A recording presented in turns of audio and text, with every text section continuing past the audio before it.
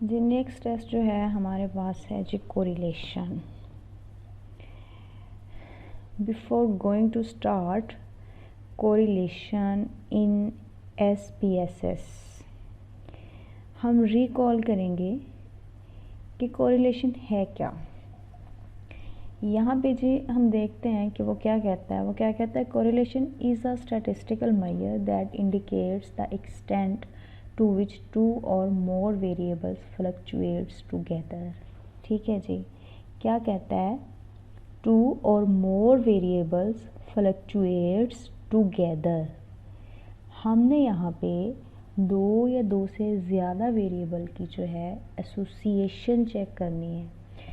Association check करनी है कि वो एसोसिएशन जो है उनकी किस डायरेक्शन में है, किस स्ट्रेंथ से है और क्या उसकी जो है वो सिग्निफिकेंस है।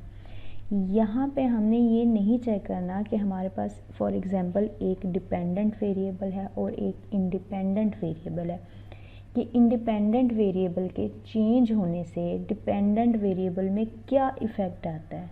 यहाँ पे हम चेक कर रहे हैं correlation, just association of the variable, या फिर यहाँ पे हम कॉज एंड इफ़ेक्ट जो है नहीं चेक कर रहे, हम जस्ट यहाँ पे अपने वेरिएबल की एसोसिएशन चेक कर रहे हैं। नेक्स्ट है जी, कहता है कोरिलेशन। कोरिलेशन जो है हमें क्या बताता है, क्या इंडिकेट करता है जी। यहाँ पे कोरिलेशन जो है हमें बताता है डायरेक्शन ऑफ द रिलेशनशिप, कि हमारे वेरिएबल्स की जो है वो डायरेक्शन क्या है, shapes of the relationship, strength of the relationship. अब यहाँ पे हमें वो क्या बता रहा है, डायरेक्शन ऑफ द रिलेशनशिप, के हमारे वेरिएबल्स जो हैं आपस में जो एसोसिएशन है उनकी क्या डायरेक्शन। डायरेक्शन से मुराद यहाँ पे ये है कि उनका रिलेशनशिप जो है, उनकी एसोसिएशन जो है वो पॉजिटिव है और नेगेटिव है। शेप ऑफ द रिलेशनशिप, उनकी सिग्निफिकेंस क्या है। स्ट्रेंथ ऑफ द रिलेशनशिप, के वो उनकी स्ट्रेंथ जो है वो कितनी है, वो कितना जो है एक दूसरे के साथ एसोसिएट कर रहे हैं। कोरिलेशन जो है वो पॉजिटिव हो सकते हैं। पॉजिटिव किस मैनर्स में होगी, यहाँ पे वो कहता है indicates the extent to which those variables increase or decrease in parallel, कि अगर हम दो वेरिएबल्स की जो है एसोसिएशन देखेंगे तो वहाँ पे अगर हम पॉजिटिव वे में देखेंगे तो जो हमारे दोनों वेरिएबल्स हैं वो क्या करेंगे जी, दो वेरिएबल्स की हमने जो है यहाँ पे देखना है कि डायरेक्शन हमने देखनी है कि वो डिक्रीज़ हो रहे हैं और इंक्रीज़ हो रहे हैं। इंक्रीज़ और डिक्रीज़ का यहाँ पे इस तरह से मतलब है कि अगर हमारे पास इंडिपेंडेंट वेरिएबल इंक्रीज़ हो रहा है तो हमारा जो डिपेंडेंट वेरिएबल है वो भी इंक्रीज़ होगा, और अगर हमारा इंडिपेंडेंट वेरिएबल जो है वो डिक्रीज़ हो रहा है तो हमारे पास जो डिपेंडेंट वेरिएबल है वो भी डिक्रीज़ होगा। उसके बाद हमारे पास नेगेटिव कोरिलेशन। नेगेटिव कोरिलेशन में क्या है कि हमारे पास जो हमारा इंडिपेंडेंट वेरिएबल है अगर वो इंक्रीज़ होता है तो जो डिपेंडेंट वेरिएबल होगा वो डिक्रीज़ होगा, एंड वाइस वर्सा। इसके बाद कुछ वो बताता है यहाँ पे कॉजेशन के बारे में बताता है। वही बात जो हम पहले डिस्कस कर चुके हैं कि कोरिलेशन जो है जस्ट एसोसिएशन के बारे में बात करेगा। यहाँ पे जो है वो किसी कॉज एंड इफ़ेक्ट की बात नहीं करेगा। यहाँ पे वो कह रहा है there may be for example an unknown factor that influences both variables similarly. ठीक है जी, कि मतलब कोई और फैक्टर भी हो सकता है जो सेम टाइम जो है वो दोनों वेरिएबल्स को इफ़ेक्ट कर रहा हो। नेक्स्ट चलते हैं। नेक्स्ट रेंज बताता है कि हमारे जो वेरिएबल्स हैं जब हम उनके कोरिलेशन कोफिशिएंट हमारे पास आएंगे तो उसकी रेंज जो है वो क्या होनी चाहिए। वो 0.1 भी हो सकती है, ठीक है। वो जब 0.1 होगी तो हम कहेंगे स्मॉल इफ़ेक्ट है। मीडियम इफ़ेक्ट होगा जब आर की रेंज जो है, आर रिप्रेजेंट करता है कोरिलेशन को, जब 0.3 तक होगी। उसके बाद लार्ज इफ़ेक्ट कहाँ होगा, जब 0.5 तक होगी।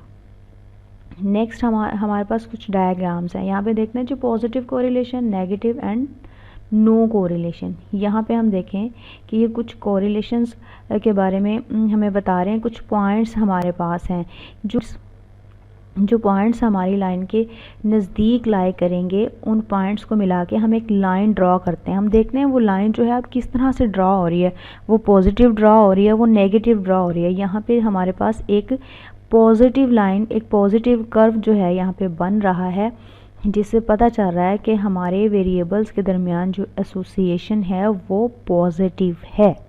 इसी तरह से ये नेगेटिव है, यहाँ पे एसोसिएशन क्या है, नेगेटिव। और यहाँ पे देखें, यहाँ पे हम आप खुद देखें कि आप कौन सी लाइन बनाएंगे, किस तरह का कर्व बनाएंगे कि कुछ पॉइंट्स जो हैं वो आपस में मिल जाएं। यहाँ पे हमारे पास कोई लाइन जो है वो नहीं एग्जिस्ट कर रही। इट्स मीन कि यहाँ पर हमारे वेरिएबल्स में कोई एसोसिएशन नहीं है। इट्स मीन यहाँ पे नो कोरिलेशन, यहाँ पे पॉजिटिव कोरिलेशन, यहाँ पे नेगेटिव कोरिलेशन एंड यहाँ पे नो कोरिलेशन।